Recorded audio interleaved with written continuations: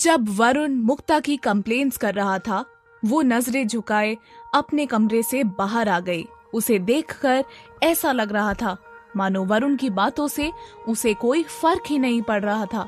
दादी ने अपना चश्मा लगाया और लैपटॉप की स्क्रीन की तरफ देखने लगी। मुक्कू, क्या ये तुम ही हो? क्या ये सब करने के लिए तुम नए कॉलेज में जाना चाहती थी? रेनू ने इमोशनल होते हुए कहा। तो दादी ने भी मुक्ता की तरफ अपनी पैनी नजरों से देखा और कहा, अरे कलमुही, तू इतनी सुंदर तो नहीं है, तो क्या कॉलेज में जाकर मधुबाला बन जाती है? माँ और दादी के सवालों का जवाब देते हुए मुक्ता ने बहुत ही शांति से कहा, भाई सही कह रहे हैं, ये मैं ही हूँ। मुक्ता के इन चंद शब्दों ने उसकी माँ रेनू की आंखों में आंसू ला दिए। दादी जी के माथे पर बनी शिकन और गहरी हो गई तो वरुण की आंखों में सैटिस्फैक्शन नजर आने लगी। मैंने कहा था ये मुक्कू बिगड़ गई है। मुक्कू, तू क्या मेकअप करके कॉलेज जाती है? घर पर तो ऐसी नहीं दिखती। वरुण ने मुक्ता से सवाल करते हुए कहा। मुक्ता ने वरुण के सवाल को पूरी तरह से नजरअंदाज कर दिया और अपनी बात कंटिन्यू करते हुए कहा, ये लड़की हमारे कॉलेज की सबसे पॉपुलर और खूबसूरत लड़की है। इसे देखकर मैं बस यही इमेजिन करती हूँ कि ये मिस ब्यूटी कोई और नहीं, मैं ही हूँ। मुक्ता के कहे इन सेंटेंसेस को सुनकर घर पर मौजूद हर कोई कंफ्यूज हो गया।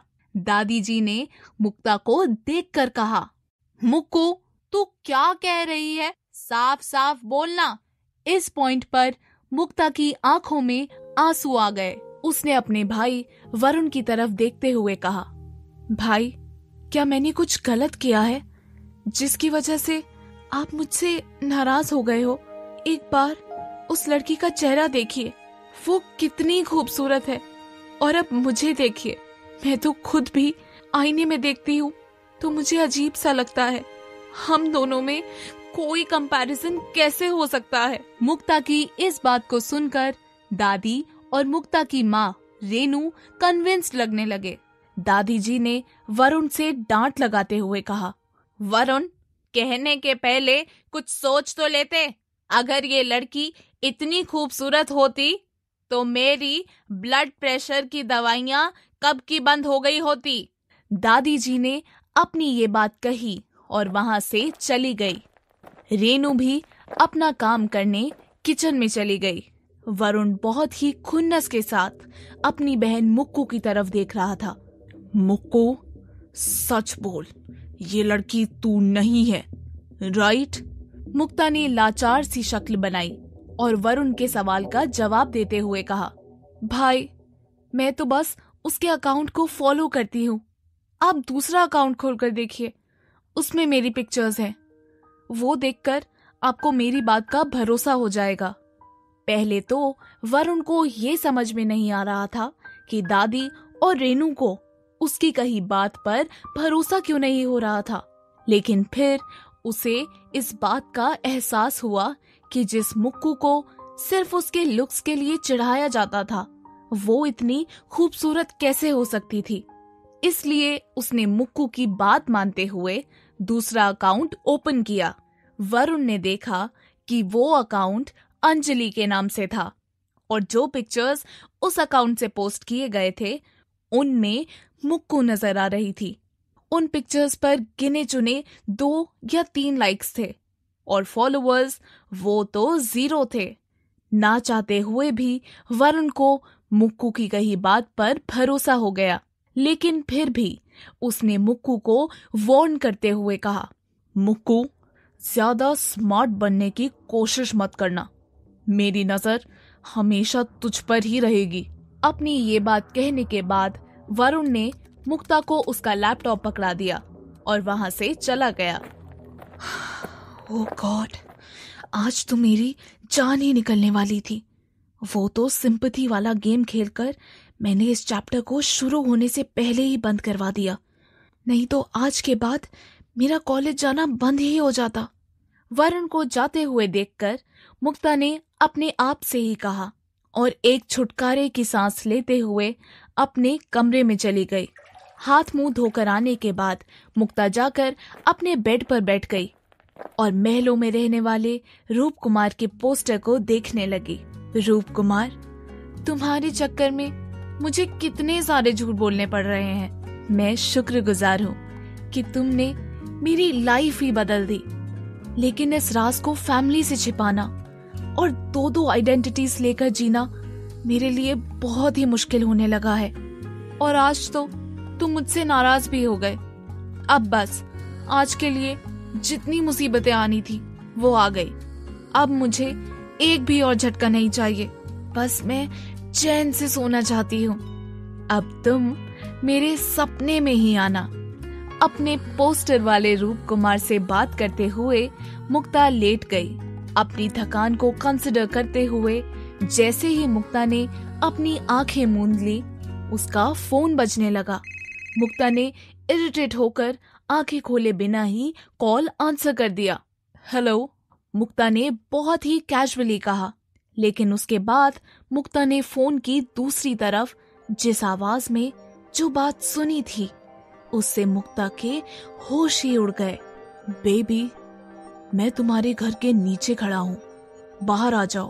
पहले तो मुक्ता को लगा जैसे वो सपने में ही मिहिर की आवाज सुन रही थी, लेकिन मुक्ता के हाथ में पकड़ा हुआ मोबाइल जैसे ही उसके हाथ से फिसला, मुक्ता की आंखें शौक से खुल गईं। उसे समझ नहीं आ रहा था कि मिहिर के अचानक उससे मिलने आने के बाद उसे क्या फील करना चाहिए। मुक्ता एक ही वक्त पर खुशी और डर जैसे कॉन्ट्रास्टिंग इमोशंस एक्सपीरियंस कर रही थी। तुम यहाँ क्या कर रहे हो, वो भी इस वक्त? मिहिर, क्या ये कोई मजाक है? मिहिर से ये सवाल करते हुए मुक्ता अपने बेड से नीचे उतरी और खिड़की से नीचे देखने लगी। इससे पहले कि मिहिर मुक्ता के सवाल पर कुछ कह पाता, मुक्ता को उसका जवाब मिल गया था। उसने देखा कि गेट के बाहर किसी स्पोर्ट्स बाइक को पार्क करके मिहिर खड़ा था। जब मुक्ता और मिहिर की नजरें मिली, मिहिर ने अपना हाथ वेव किया। अपना मेकअप वाला चेहरा मिहिर से छिपाते हुए मुक्ता ने खिड़की बंद की और उससे कहा, वेट, मैं 5 मिनट में नीचे आ रही हूँ। मुक्ता ने कॉल डिस्कनेक्ट किया और हड़बड़ी में अपना मेकअप रिमूव करने का सामान पकड़ा और नीचे जाने लगी। क्या यार, कैसा दिन है। मुसीबतें हैं, ये खत्म होने का नाम ही नहीं ले रही। अब पता नहीं ये मिहिर इतनी रात को यहाँ क्यों आया है। बस कोई देख ना ले। अपने आप से ही बातें करते हुए बाहर जाते जाते मुक्ता अपनी दादी से टकरा गई। मुक्कू, देख के नहीं चल सकती है क्या? ध्यान कहाँ है? दादी जी ने मुक्ता को डांट लगाते हुए कहा। मुक्ता ने देखा कि इस गड़बड़ में उसका मेकअप रिमूवर दादी जी के ठीक पैरों के पास जाकर गिरा था। ओह गॉड, अब मैं क्या करूं? मुक्ता पहले तो पैनिक करने लगी, फिर उसे रियलाइज हुआ कि वो दादी से कोई बहाना बना देगी। सॉरी दादी, वो जल्दबाजी में ध्यान ही नहीं रहा। ये कहते हुए मुक्ता ने नीचे झुक के अपना मेकअप रिमूवर उठा लिया, लेकिन दादी जी की तेज नजरों से मुक्ता की ये हरकत छिपी नहीं थी। मुक्को, क्या छिपा रही है? तेरे हाथ में क्या है? पहले तो मुक्ता डर गई, लेकिन फिर मुक्ता ने हिचकिचाते हुए दादी के सवाल का जवाब दिया। दादी, ये वही क्रीम है जिसे लगाकर मैं गोरी हो सकती हूँ। मैंने कहा था ना कि मेरी एक सहेली ने ये बताया है। मुक्ता का ये जवाब सुनकर दादी जी इस कॉन्वर्सेशन में बिल्कुल भी इंटरेस्टेड नहीं रही। उनके लिए ये कहानी अब रोज की ही थी। हाँ हाँ, जो मिले उसे चेहरे पर लगा लो, कभी ना कभी तो फर्क नजर आ ही जाएगा। और अगर फर्क नजर नहीं आया तो दिल मत छोटा करना, मुझे तुम्हारे लिए अच्छा पति तो दिख ही जाएगा। मुक्ता को ताने मारते हुए दादी जी वहां से अपने कमरे में चली गई उन्हें जाते हुए देखकर मुक्ता के सांस में सांस आ गई। बाल बाल बच गई। मुक्ता केयरफुली सबकी नजरों से बचते हुए गेट तक पहुंच गई। उसने जल्दी से मेकअप रिमूवर अपने चेहरे पर लगाया और अपने मिस ब्यूटी मुक्ता वाले रूप में आ गई। एक गहरी सांस लेकर मुक्ता ने गेट खोला और बाहर चली गई। उसने देखा कि मिहिर बेसब्री से उसका इंतजार कर रहा था। मुक्ता को देखकर मिहिर उसके आगे जाकर खड़ा हो गया। बेबी ने देखा कि मिहिर बेसब्री से उसका इंतजार कर रहा था। मुक्ता को देखकर मिहिर उसके आगे जाकर खड़ा हो गया। Baby, I am sorry. मुझे तुम्हारे साथ उतना रूड होकर बात नहीं करनी चाहिए थी। आई नो, मैं बहुत बुरा बॉयफ्रेंड हूँ, बट ट्रस्ट मी, अब से मैं तुम्हें कभी भी डिसअपॉइंट नहीं करूंगा। प्लीज मुझे माफ कर दो। ये सब कहते हुए मिहिर ने फूलों का एक बुके मुक्ता को पकड़ा दिया। इस सब से मुक्ता दंग रह गई। उसने मिहिर की बात को सुनकर कहा, नहीं मिहिर, तुम माफी मत मांगो। तुम्हारा मूड पहले ही खराब था और ऊपर से मैं भी तुमसे बेवजह सवाल जवाब करने लगी। इसमें मेरी भी गलती है। मुक्ता ने इतने जेन्युइनली कहा कि सुनकर मिहिर भी मुस्कुराने लगा। तुम ही तो हो जो मुझे इतने अच्छे से समझती हो और मैं आई एम अ फूल। तो क्या अब हमारे बीच सब कुछ ठीक है? मिहिर ने सवाल करते हुए कहा। मुक्ता ने हाँ में सिर हिला दिया। अब जब सब कुछ सॉल्व हो गया है तो मिहिर को जल्द से जल्द यहाँ से जाना चाहिए। अगर भाई ने देख लिया तो गड़बड़ हो जाएगी। मुक्ता ने दिल ही दिल में कहा। मिहिर अभी भी उसकी तरफ देखकर मुस्कुराए जा रहा था। मुक्ता ने कुछ सोचा और मिहिर से कहा, बहुत देर हो गई है, तुम्हें अब घर जाना चाहिए। हम कल कॉलेज में मिलते हैं। लेकिन मिहिर इतनी जल्दी कहाँ जाने वाला था। उसने बाइक के साइड बॉक्स से एक कैरी बैग निकाला और मुक्ता को देते हुए कहा, यह एक छोटा सा गिफ्ट है। टीम मेंबर्स बहुत इंसिस्ट कर रहे थे तो इसलिए कल एक पार्टी करने का डिसाइड हुआ है। मैं चाहता हूं कि तुम कल यही पहनकर पार्टी में आओ। तुम आओगी, राइट? मिहिर के जल्दी जाने के लिए अब मुक्ता किसी भी बात के लिए हामी भर सकती थी। उसने कैरी बैग को लेते हुए मिहिर से कहा, क्यों नहीं, जरूर आऊंगी। बाय द वे, पार्टी कहाँ है? मुक्ता ने जल्दबाजी में मिहिर से सवाल किया। वेन्यू का कल कॉलेज में डिसाइड करते हैं। थैंक्स बेबी, मेरी गलतियों को समझने के लिए। अपने आखिरी शब्द कहते हुए मिहिर अपनी बाइक पर बैठ गया। वो सब तुमसे ज्यादा जरूरी नहीं है मिहिर, संभाल कर जाना। गुड नाइट, मुक्ता ने कहा। मिहिर ने बाइक शुरू की और मुक्ता को देखने के बाद चला गया। उसे जाते हुए देखने के बाद मुक्ता की जान में जान आई, लेकिन हाथ में पकड़ा कैरी बैग को देखकर उसके चेहरे पर स्माइल भी आ गई। मिहिर ही मेरा रूप कुमार है। ये हमारी पहली फाइट थी जो एक दिन भी नहीं चली। वो सच में मेरी कितनी केयर करता है। आई थिंक ईशान सही कह रहा था। मिहिर का गुस्सा शांत होने के बाद वो खुद ही मुझसे माफी मांगने आ गया। मिहिर की इस अचानक से हुई मुलाकात के बाद अब मुक्ता को चैन की नींद आने वाली थी। अगले दिन RRSV कॉलेज में 1-2 क्लासेस करने के बाद मुक्ता, मिहिर और बाकी सब कैफेटेरिया में बैठे हुए थे। मिहिर और प्रखर के चेहरे पर डिसअपॉइंटमेंट झलक रही थी। ब्रो, अब हम क्या करें?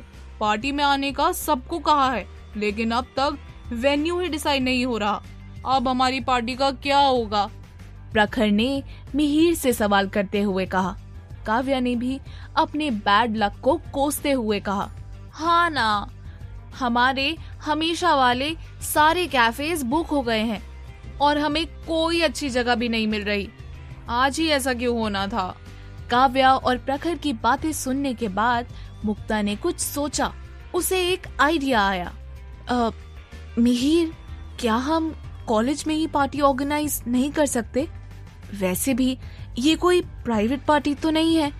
हम स्पोर्ट्स क्लब की परमिशन लेकर कॉलेज में हॉल में पार्टी कर सकते हैं। मुक्ता ने हिचकिचाते हुए अपना आइडिया मिहिर को बताया। प्रखर और काव्या ने जैसे ही मुक्ता का बताया ये आइडिया सुना, उनके चेहरे पर एक्साइटमेंट दिखने लगी।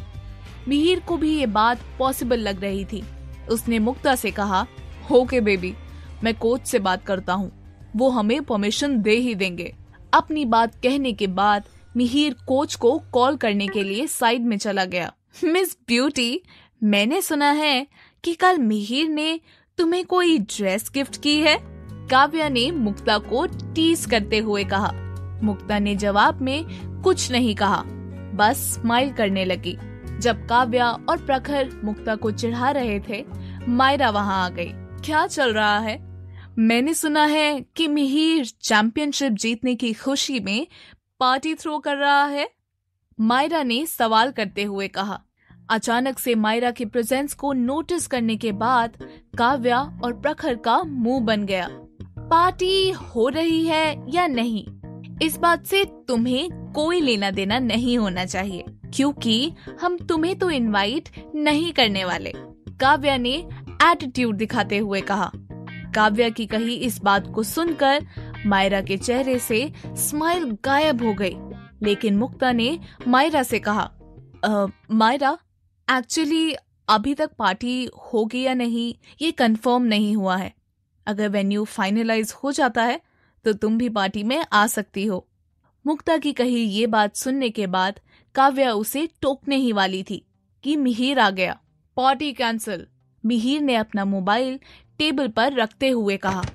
उसके चेहरे पर बहुत ही इरिटेटेड एक्सप्रेशंस थे। सबकी आंखों में दिख रहे सवालों का जवाब देते हुए मिहिर ने कहा, कोच ने कहा है कि पार्टी के लिए डीन रायचंद से परमिशन लेनी पड़ेगी और मुझे नहीं लगता कि हम सब में से कोई भी उस आदमी से पार्टी के लिए परमिशन ले सकता है। मिहिर की ये बात तो सही थी। कल ही मिहिर और मुक्ता को डीन रायचंद से डांट पड़ी थी।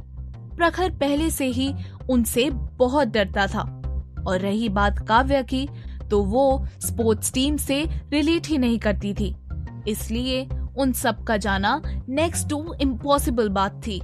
जब सब डिसअपॉइंट होकर कैफेटेरिया से जाने वाले थे, किसी ने उन्हें रोका। रायचंद अंकल से मैं परमिशन ला सकती हूँ, मायरा ने पार्टी के लिए हेल्प ऑफर करते हुए कहा।